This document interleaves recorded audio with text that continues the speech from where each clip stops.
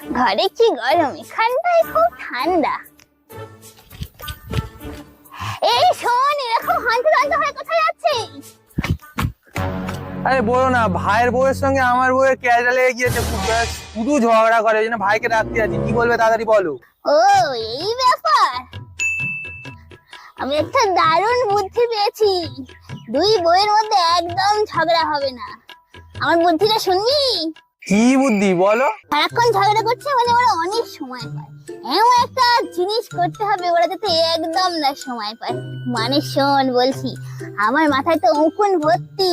আমি তোকে কয়েকটা উকুন দিচ্ছি, গিয়ে দুই বউয়ের মাথায় ছেড়ে দে। যখন উকুন ভর্তি হয়ে যাবে, এ ওর মাথা আঁচড়ে দেবে, ওর মাথায় শ্যাম্পু করে দেবে, ওর উকুন তুলে দেবে। দেখবি আর ঝগড়া করছে না, দুজনের মধ্যে একদম মিল হয়ে গেছে।